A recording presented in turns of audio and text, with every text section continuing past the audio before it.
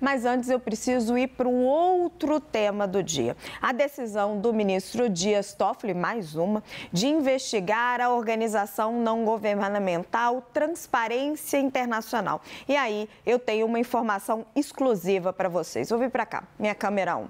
O ministro Dias Toffoli omitiu na sua decisão uma resposta do Ministério Público que poderia inocentar a organização não governamental Transparência Internacional das suspeitas de desvio de recurso dos acordos de leniência.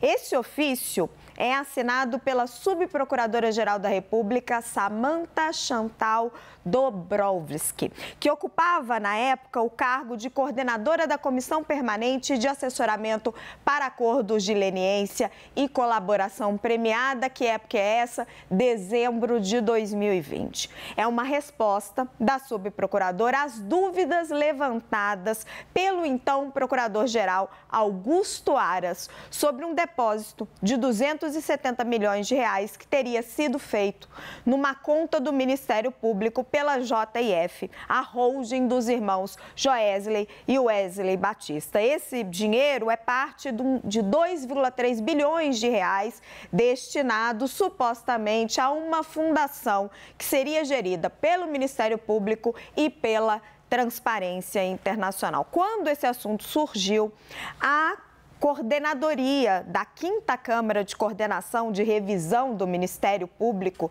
questionou a subprocuradora Dobrowski sobre o assunto. E ela respondeu, eu tive acesso ao documento, é um documento extenso, mas eu vou destacar alguns trechos para vocês. A gente consegue colocar no ar para quem nos acompanha, dar uma olhadinha junto comigo? Tá aqui, ó, para vocês, o primeiro trechinho. A Transparência Internacional não recebeu e tampouco receberá qualquer tipo de remuneração pela assistência prestada no acordo. O documento aí segue, mas em resumo, o que ela explica é que o acordo entre a empresa e o MPF previa que os 2,3 milhões de reais fossem gastos em projetos sociais e que não há qualquer fundação a ser criada para gerir o dinheiro. E aí tem mais um trechinho que eu queria chamar a atenção de vocês. A gente consegue colocar?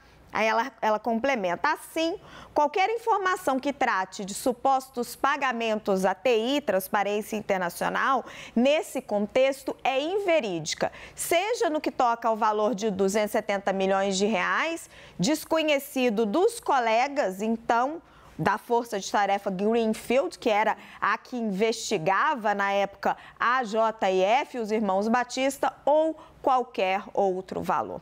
As suspeitas de Aras, do procurador Augusto Aras, do PGR, na época, são a principal sustentação do pedido de investigação feito por Toffoli. Na decisão, o ministro cita diversas vezes documentos do ex-procurador. Ele não menciona o nome de Aras, mas ele cita documentos de Aras, inclusive o depósito de 270 milhões. Vamos trazer um pedaço da peça da decisão, do pedido de investigação feito por Toffoli. Ele coloca dois trechos. No que está ali na telinha para vocês, deixa eu até me aproximar para eu poder olhar aqui para vocês. Ele fala desse depósito. Assim, considerando que Vossa Excelência, ele está citando o documento de Aras, considerando que Vossa Excelência não teve conhecimento desses fatos, assim também ontem, dia 3/12 de 2020, foi depositada a vultosa quantia de 270 milhões em razão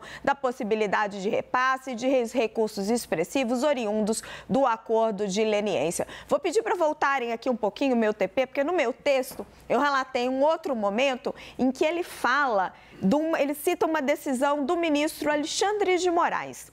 Ele diz que o ministro Alexandre de Moraes cita que havia dúvidas. Vocês podem colocar no finzinho do meu texto? Isso. Mais um pouquinho, gente. Só um pouquinho.